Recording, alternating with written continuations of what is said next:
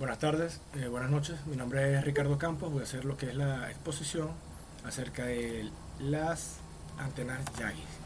¿Ok? Antena Yagi. Ok. Bueno, vamos a comenzar con algunas generalidades de la antena Yagi. La antena Yagi está formada por un elemento excitado y varios elementos parásitos o pasivos. ¿Ok? Cuando decimos un elemento excitado es aquel que lleva la tensión por el que se alimenta la antena. Y varios elementos parásitos o pasivos son aquellos elementos que no tienen una interconexión física como tal, pero sí obviamente se interconexionan a través de sus campos magnéticos. ¿Okay? Aquí podemos ver, bueno, vamos a explicar un poquito más y pasamos a la imagen ahorita. O bueno, vamos a explicarlo de una vez. Este sería, que está acá, el elemento excitado, el que por medio del cual se alimenta toda la antena. Estos serían los elementos parásitos. Son elementos que no están interconectados de manera física. ¿Okay? Disculpen la bulla. Okay. Podemos decir de esta antena también que es una antena simple de mecanizar y muy barata desde el punto de vista de materiales y de mano de obra. También es una antena que posee un bajo porcentaje de fallas. Esto en cuanto a que solamente tiene un punto de conexión. Entonces es virtualmente imposible que falle, salvo por desperfectos mecánicos en este caso. Pero el único punto de falla, en este caso eléctrica, que tendría sería a través de la interconexión o de la alimentación. Posee una moderada directividad, no más de 12 decibeles, y opera un ancho de banda bastante limitado. Típicamente tiene un reflector y N directores, como mucho hasta 12 y no más de 12, porque luego de allí empieza a perder potencia o ganancia la antena. Este sería el reflector, este sería el elemento excitado o dipolo, y estos serían los directores, ¿okay? Cada uno de estos caños transversales. Okay. Esta antena fue ideada en Japón a mediados de los años 20 por Hidetsugu Yagi y Shintaro Uda. Eso podemos decir a modo de generalidades de la antena. Vamos a ver acá. Ok, antes de entrar en lo que es la teoría propiamente o el análisis teórico de lo que es una antena Yagi, quiero hacer el paréntesis aquí de que voy a hacer una explicación de manera teórica porque me interesa que se comprenda de la manera más simple posible pero más efectiva cómo funciona la antena Yagi. Entendiendo cómo funciona y cómo se logra cada una de las partes que componen esta antena y para qué o sea, la función que tiene cada una de ellas, ya es más fácil poder entrar en la parte matemática, cosa en la que no me voy a detener mucho porque ya sería básicamente aplicar todo lo que hemos venido viendo sobre el transcurrir de la materia, lo que es la direccionalidad, los patrones de radiación y todo eso, la ganancia, todo eso, ¿ok?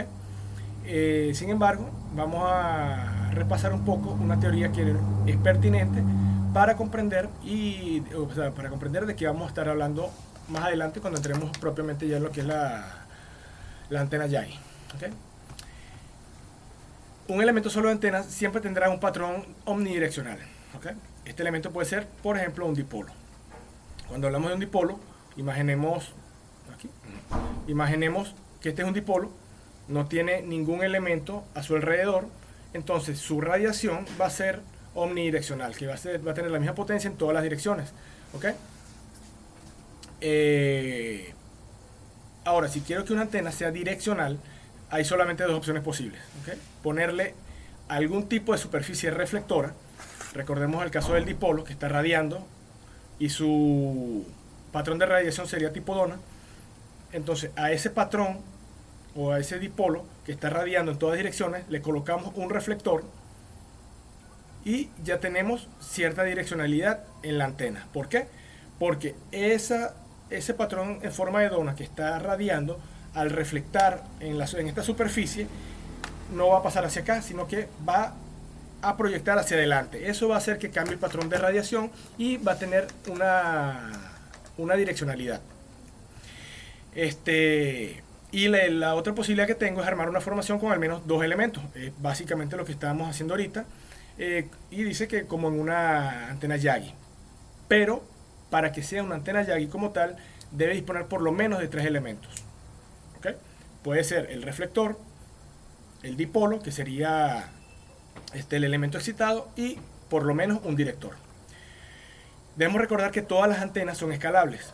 Escalable quiere decir que se puede escalar su valor para obtener la misma funcionalidad, pero obviamente escalada.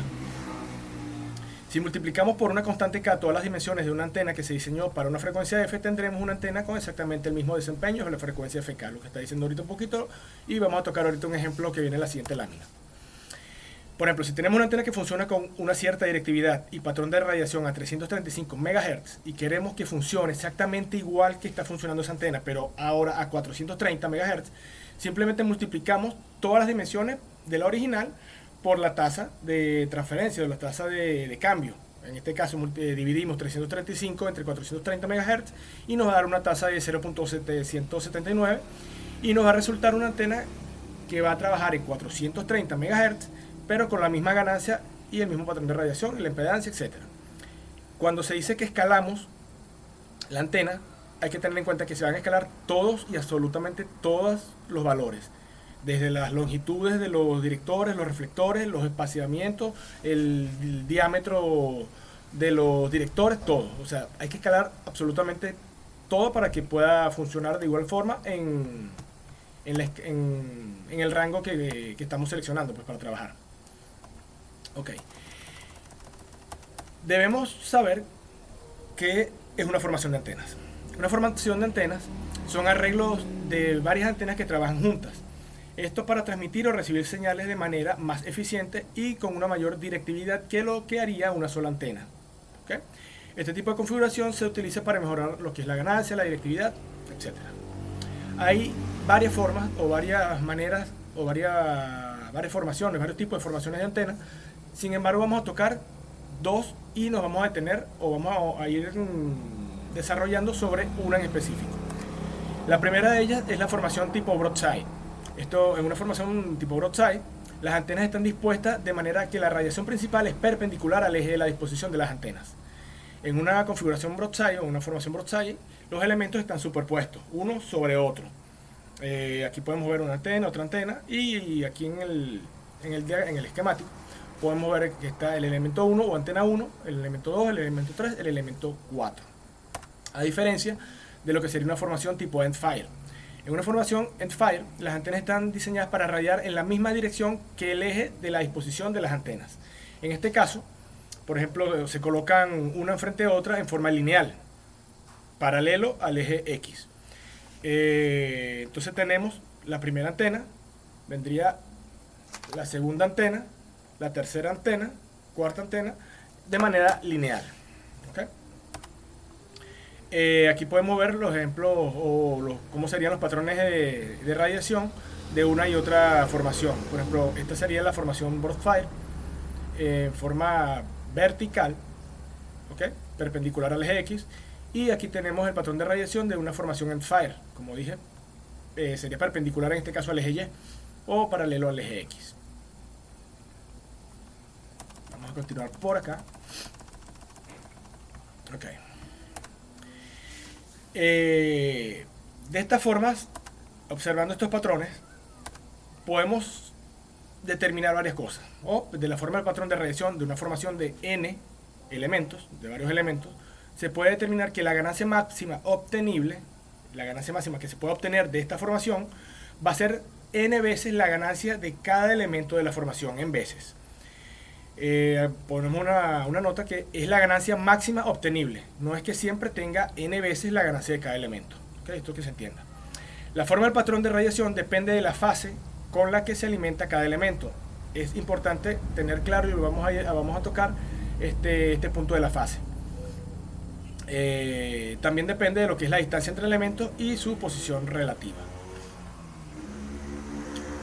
Vamos a hacer un ejemplo acá. La formación del patrón de radiación depende, vamos a verlo en este caso rapidito, de la distancia entre los elementos y su posición relativa.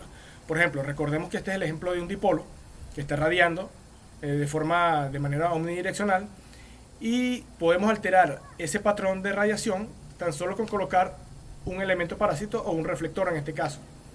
Ya cuando esa dona o esa radiación o la parte de, vamos a decirlo, de atrás de ese patrón de radiación choque con el reflector, esa parte o gran parte, la mayoría de la energía de ese campo se va a proyectar hacia adelante. Entonces ya tendríamos alterado lo que es el patrón de radiación. Eso por ese lado. También podemos determinar que las formaciones de dipolos tipo broadside son siempre omnidireccionales. Recuerden que están superpuestos y van a radiar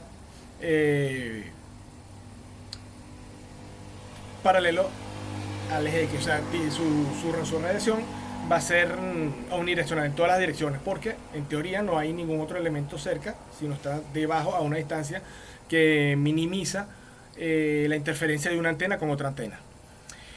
También podemos determinar que las formaciones de dipolos tipo End-Fire pueden ser direccionales para un lado o para el otro, dependiendo de la separación y de la fase con que se alimente cada dipolo. Esto lo vamos a tocar un poquito más adelante. Y también pueden ser omnidireccionales bajo ciertas circunstancias. Ok, vamos a empezar a tocar un poco o a recordar lo que tiene que ver con la fase. ¿Cómo se logra la rotación de fase? Okay. Cada vez que la señal de radiofrecuencia recorre una longitud de onda dentro de un cable, rota 360 grados. O sea, cada vez que recorre una longitud, va a rotar 360 grados. Si recorre media longitud de onda, va a rotar evidentemente 180 grados. Y así sucesivamente. Si recorre 1.5 longitudes de onda, es lo mismo que haber recorrido 0.5. Eso es lógico, pues. Porque cuando recorrió una onda, o sea, una longitud de onda completa, hace 360 grados. O sea que va a tener la misma fase que al principio. Y en la media longitud de onda que resta, va a rotar 180 grados. Entonces la velocidad de propagación dentro de un cable coaxial, o el que sea, siempre va a ser menor que la propagación en el aire. La propagación en el aire es mucho más efectiva, o la propagación por medio de un cable es menos efectiva que por el aire. Esto se tiene que tener en cuenta para calcular la longitud de onda dentro del cable. A continuación se mostrará un ejemplo de formación de dos dipolos en configuración End-Fire, uno enfrente de otro. Esta configuración no es práctica para construirse. ¿Por qué se dice que no es práctica para construirse? Porque ya muchas conexiones, mucho cable, mucho cableado, y esas son fallas potenciales que se solucionan, para el caso que nos compete ahorita, con la implementación o el arreglo de una antena Yagi. Obviamente va a tener un solo punto de conexión y eliminamos todas las potenciales fallas que puedan derivarse de hacer un arreglo que lleve múltiples conexiones. ¿Okay? No obstante, aun cuando no es práctico para construirse, brinda los fundamentos necesarios para entender el funcionamiento de una antena de tipo Yagi. Bueno, aquí lo dice, no es práctico porque requiere cables, conectores y todo eso para la adaptación, o sea, para su implementación, adaptadores de impedancia y todo eso. Vamos acá. Este sería el ejemplo. ¿Okay? Aquí tenemos dos directores. Dipolo 1, dipolo 2. Dipolo, debemos entender, saber ya que es un dipolo. Dipolo porque tiene dos polaridades, positivo y negativo. Y esto sería el arreglo uno frente a otro. Y este sería el cableado. Este sería la alimentación, este es el cableado. Ok.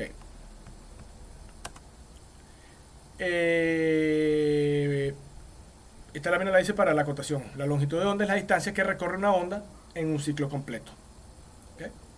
Ok, volvamos acá a la mitad del ejemplo que presentamos ahorita. En estos dos casos, ambos dipolos están alimentados del mismo punto. Acá, este dipolo se alimenta de acá, este dipolo se alimenta de acá. ¿Qué es la diferencia de estas dos imágenes? La distancia del cable y por ende la rotación de fase va a ser distinta en una y otra. Vamos a ver un poco más. Pero con cables de distinta longitud, como dice acá. En un caso, uno de los cables es un cuarto de longitud de onda. Estamos hablando de este primer caso. En el caso de un cuarto de lambda, o de longitud de onda, la fase con la que se alimenta el segundo dipolo rota 90 grados. Es un cuarto de onda, entonces va a rotar 90 grados. Mientras que en el caso de 3 cuartos, rota a 270. En el primer cuarto va a rotar 90 grados. ¿Ok? Sí. En el segundo cuarto está rotando 180 grados. Ya para el tercer cuarto, haciendo la sumatoria, nos rota 270 grados. Es por eso que tienen esas magnitudes, pues.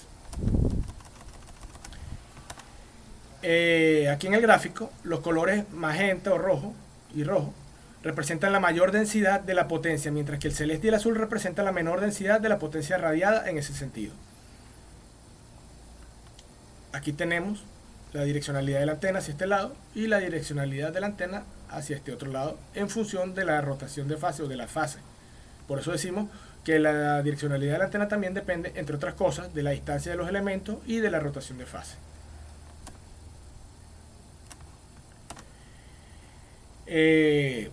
Dada una estructura con al menos dos elementos, aún sin variar su configuración física, se puede lograr distintos patrones de radiación con solo modificar la fase con la que se alimenta cada uno de estos elementos. Aquí vemos que la configuración es la misma, o sea, dos dipolos, uno enfrente de otro, interconectados con un solo punto de alimentación. Lo que se varía es la fase. ¿Cómo se hace para variar la fase? En este caso específico, a través de la longitud del cable, o a través de lo que sería la manipulación de la longitud de onda. Vamos a tener también acá un ejemplito con 4 elementos. Este ejemplo ya vamos entrando en la materia porque ya va pareciéndose más a lo que es una configuración de una antena Yagi. Con más de 2 elementos, o los 3, 4, lo que sean, este efecto de aumento de la directividad debería ser más marcado. Si aquí en este ejemplo, con 2 dipolos o 2 elementos, si aquí en esta gráfica o en este patrón de radiación vemos que con 2 elementos hay cierta directividad, que si no estuviera este dipolo aquí, el patrón sería omnidireccional, como les dije. Sin embargo, al colocar este dipolo acá, ya se afecta el patrón de radiación y se va a proyectar hacia el lado que nos interesa, dependiendo de varios factores. En este caso específico de esta gráfica o de esta imagen, el factor uno de los factores, o el que se aparece aquí, o el que estamos estudiando acá, es el de la fase. ¿Okay? Bueno, si queremos que la solución sea direccional, tomando uno como referencia, todos los que están de un lado, hacia el que se quiere dirigir la energía, por ejemplo, aquí se quiere dirigir hacia este lado, entonces deben tener cierta rotación de fase respecto del anterior. O sea, no es que lo vamos a colocar arbitrariamente porque queremos este aquí, este acá, y sin tomar en cuenta nada, no. Cada director, en este caso vamos a hablar de dipolos, no hemos entrado a los que son los directores porque no hemos tocado la antena Yagi, pero en este caso hay que tener, o cada uno va a tener cierta rotación de fase con respecto al anterior. Eso es lo que va a hacer que la antena tenga una direccionalidad marcada hacia el lado que nosotros pretendemos conseguir. Correcto. Siguiendo el mismo criterio que el ejemplo anterior, el de 2 dipolos que estábamos tocando ahorita, también aquí estarán separados un cuarto de longitud de onda y con rotación de fase de menos 90 entre los elementos. Es decir, si al primero se le asigna 0 de referencia, al segundo va a rotar menos 90, el tercero menos 180, el cuarto menos 270. Eso es para tener una idea de más o menos cómo se logra la direccionalidad en este tipo de antenas. Me fui. Ok, comparación de los patrones de radiación con 1, 2 y 4 elementos. En esta lámina podemos ver el patrón de radiación de 3 tipos de arreglos específicamente, o 3 tipos de arreglo, vamos a llamarlo así. El primero, que está en verde, es un arreglo tipo dipolo, un solo dipolo. ¿Okay? Un solo dipolo. Como vemos, su patrón de radiación es omnidireccional, irradia exactamente igual en todas direcciones. Eso porque no hay ningún elemento que afecte su campo electromagnético ni afecte su patrón de radiación. Con 2 elementos lo tenemos en azul. Acuérdense que ya teníamos ahí dos dipolos, y tenemos un lóbulo, la espalda, un lóbulo menor, y ya una marcada direccionalidad hacia el lóbulo principal. con 4 elementos, bueno, en el de 2 elementos vemos que tiene una ganancia de menos 3 decibelios. Aquí vemos, aquí están los valores, menos 3 decibelios. Vamos por acá. Esta es su ganancia. Ahora, con 4 elementos, vemos que tiene una direccionalidad más marcada todavía. ¿Ok? El lóbulo se hace más direccional, más estrecho. El haz del patrón también se hace más estrecho porque se hace más focalizado. Eso hace, también se irradia menos potencia hacia el lóbulo posterior, o sea que tiene una mejor relación frente-espalda, y también hay también un poco de, obviamente, radiación en los lóbulos laterales. Pero este arreglo de 4 elementos tiene una ganancia con respecto al anterior de 3 decibelios. Aquí esta gráfica de este simulador marca en 0 la ganancia máxima con respecto al anterior o a los anteriores. Entonces, de a 0 a menos 3, se ve que este tiene una ganancia de 3 decibelios, porque el de 2 arreglos está en menos 3. Ahora, el de 4 arreglos está en 0. Tuvo una ganancia de 3, no papá, una ganancia de 3 decibelios. ¿Ok? Eso por este lado.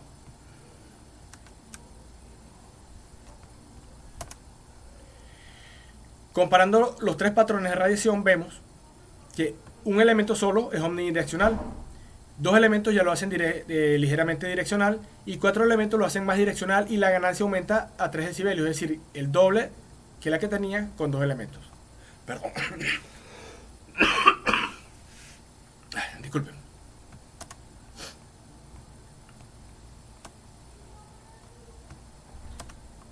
Ok. Antena Yagi-Uda. Vamos a recapitular un poquito lo que hemos hablado, o lo que podemos deducir de lo que hemos hablado hasta ahora. Si tenemos un solo dipolo sin reflectores, en espacio libre, siempre el patrón de radiación va a ser omnidireccional. Segundo, si tenemos 2 o más dipolos enfrentados en una configuración end-fire, por eso tocamos ese tipo de configuración de manera somera para entender de qué estamos hablando, y que a esto tiende una antena Yagi. El patrón de radiación resultante podrá ser direccional para un lado o para otro según se arme esa formación. Ya habíamos visto que depende de la fase relativa con la que se alimentan los dipolos, entre una de los factores que influye para que se afecte ese patrón de radiación resultante. Ok, entonces, teniendo en cuenta todo esto, ¿cuál fue la innovación de Yagi para implementar esta configuración sin hacer uso de cables ni conectores?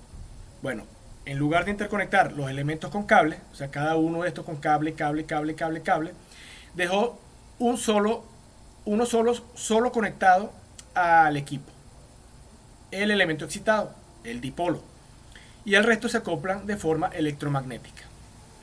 Esa fue la innovación para ese tiempo. Es decir, que la corriente que circula por el elemento excitado, por acá, la corriente que circula por ese elemento va a inducir corriente en los elementos vecinos. Se puede deducir que cuanto más cerca está un elemento respecto del otro elemento o de su vecino, tanto más fuerte va a ser el acoplamiento electromagnético.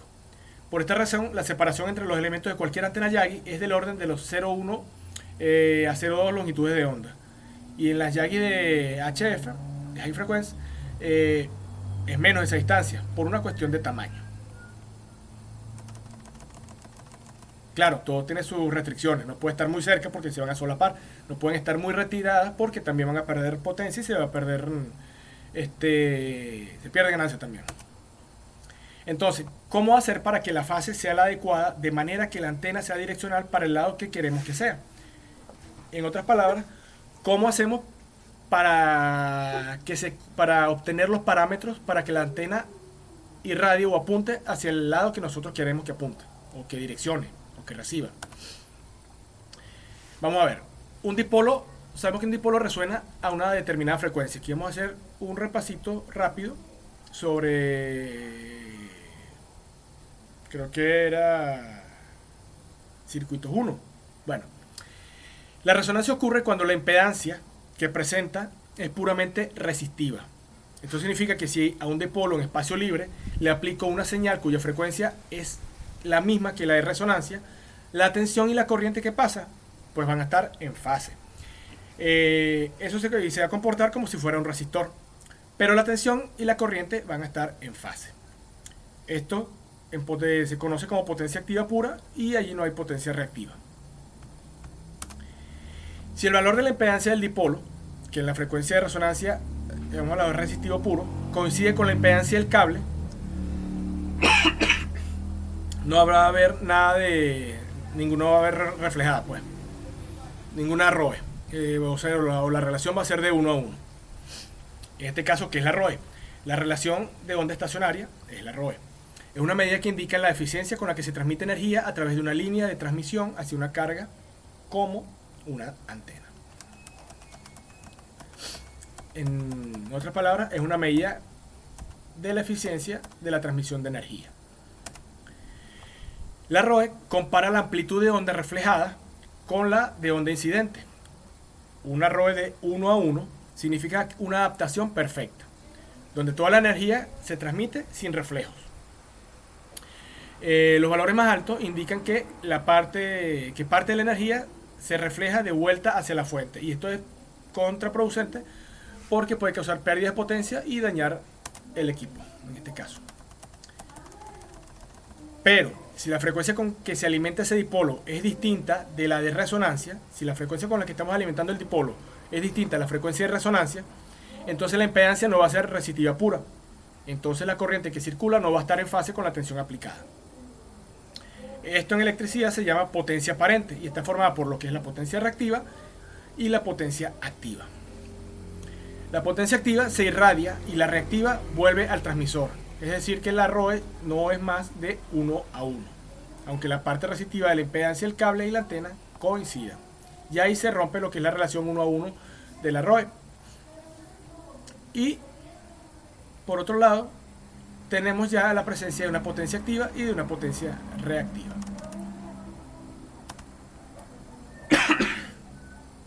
Si usamos un dipolo por encima de la frecuencia de resonancia, se va a comportar como un circuito inductivo. ¿Okay? Si usamos un dipolo por encima de la frecuencia de resonancia, está acá, ese dipolo se va a comportar como un circuito inductivo. Es decir, que la potencia reactiva que presenta es del tipo inductivo.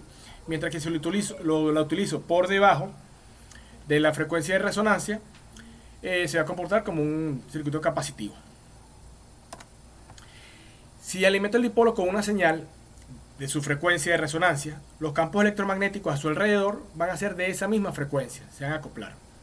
Y como está en resonancia con la corriente que circula, va a estar en fase con la tensión, lo que habíamos hablado hace unos momenticos. Todo esto tiene su porqué. Si le acercamos a un dipolo que sea ligeramente más corto que el dipolo excitado, en este caso de la antena Yagi, los dipolos más cortos vendrían a ser los directores. Y el dipolo, por ejemplo, el dipolo excitado tiene una longitud de n, entonces el director tendría una longitud de 1 menos n. Y así sucesivamente según se determine en los cálculos. No es que todos van a estar dependiendo del cálculo.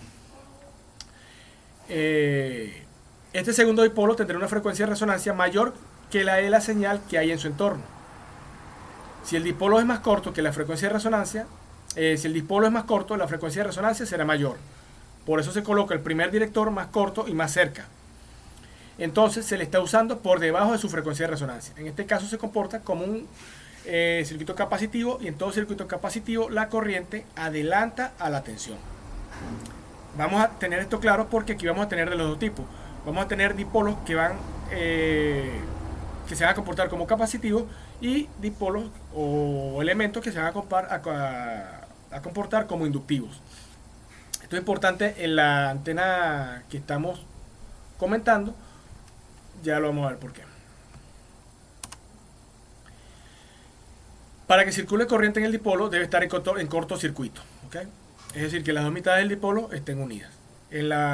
Aquí en el dibujo podemos ver, para fines visuales, de apreciación, como si estuviera unido por un cable.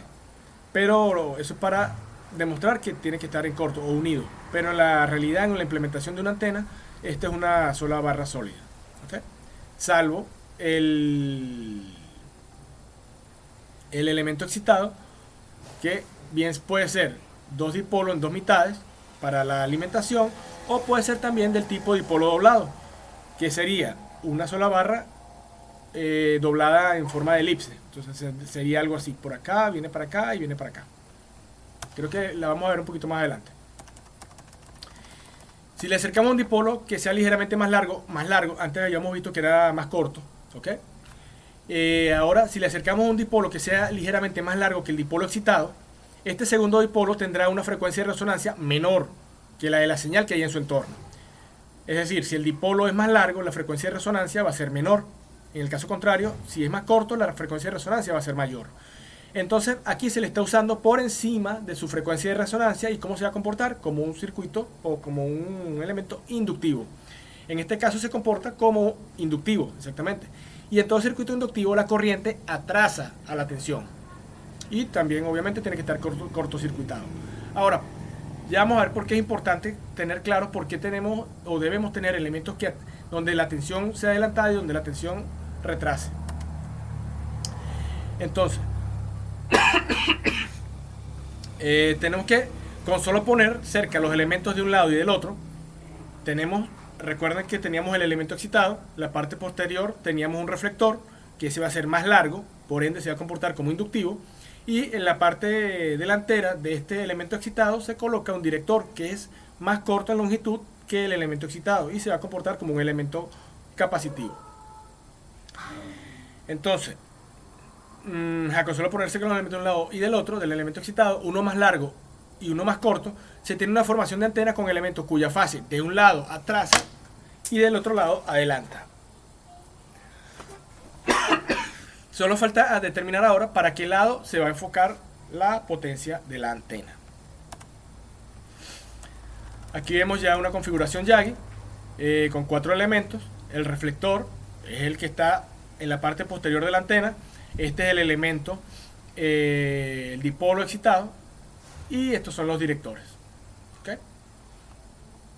Aquí podemos ver que obviamente la función del reflector es que no se irradie tanta potencia hacia atrás, o mejor dicho, que cuando la potencia de la antena pega contra el reflector, muy poca potencia se va a irradiar hacia atrás. En cambio, la mayor parte o la mayor proporción de la potencia se va a irradiar hacia adelante, haciendo una sumatoria, lo que va a provocar que haya un aumento en la directividad de la antena.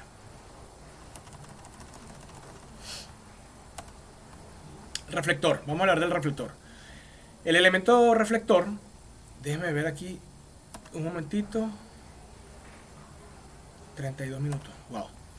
El elemento reflector, que es el más largo, el que va en la parte de atrás, es el responsable de mejorar la relación frente-espalda. Creo que lo habíamos hablado hace un ratito. Disculpen esta intromisión aquí. Contra que no se abra, sí se abrió. Esto es una falla que hay en esta computadora.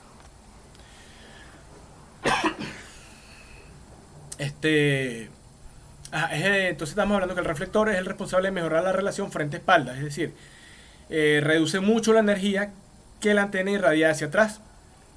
Los elementos directores, al ser un poco más cortos que lo necesario para resonancia, se comportan como capacitivos y la corriente que circula por ellos tiene una fase tal que hace que la energía que avanza desde el elemento excitado se sume en fase a medida que pasa por los directores. Es una sumatoria que acarrea una ganancia y una mejora en la directividad de la antena. ¿Okay? Voy a hacer una pausa aquí y voy a hacer 2 partes de este video porque está excedido en tiempo. ¿Okay? Entonces quedamos en el reflector. Ya vamos a seguir con la otra mitad de la exposición.